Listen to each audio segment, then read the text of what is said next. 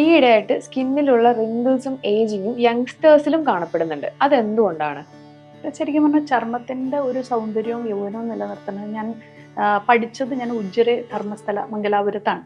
അവിടെ എനിക്ക് വളരെ ഇതായിട്ട് ഇൻട്രസ്റ്റിംഗ് ആയിട്ടുള്ള തോന്നിയൊരു കാര്യം എന്ന് വെച്ചാൽ അവിടെ ചുറ്റുമുള്ളത് ഈ ബ്രാഹ്മിൺ കമ്മ്യൂണിറ്റിയാണ്.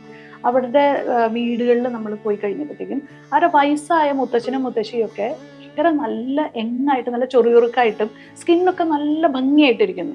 അതേസമയം അവരുടെ IT ഫീൽഡിൽ ജോലി ചെയ്യുന്ന അവരുടെ കൊച്ചുമക്കളുടെ സ്കിന്നൊക്കെ ഇപ്പോഴേ ചുളിഞ്ഞു തുടങ്ങിയിട്ടുണ്ട്. അപ്പൊ ഈ 90-80 വയസ്സായവരുടെ സ്കിന്നിനൊന്നും വലിയ വ്യത്യാസങ്ങൾ ഇല്ലാത്തതിന്റെ കാരണം ഞാൻ ചോദിച്ചു കഴിഞ്ഞപ്പോൾ ഏറ്റവും രസകരമായ ഒരു രഹസ്യം എനിക്ക് പിടികിട്ടി. അതായത് അവർ 3 നേരം നെയ്യ് കഴിക്കുന്നവരാണ്. അതായത് പശുവിന്റെ പാലിൽ നിന്ന് ഉണ്ടാക്കിയ നല്ല ഓർഗാനിക് ആയിട്ടുള്ള നെയ്യ് കഴിക്കുന്ന 3 നേരം, രാവിലെയും ഉച്ചയ്ക്ക് ചോറിന്റെ കൂടെയും വൈകുന്നേരവും ഇവര് നെയ്യ് കഴിക്കുന്നതാണ് അതിൻ്റെ ഉള്ളിലുള്ള, അതായത് നെയ്യിൻ്റെ ഉള്ളിലുള്ള ലിനോലിക് ആസിഡും ബ്യൂട്രിക് ആസിഡും ഒമേഗയൊക്കെയാണ് ഇവരുടെ യൗവനവും അതുപോലെ തന്നെ ത്വക്കിന്റെ ആ ചർമ്മകാന്തിയും നിലനിർത്തുന്നതെന്നുള്ള രഹസ്യം എനിക്ക് മനസ്സിലായി.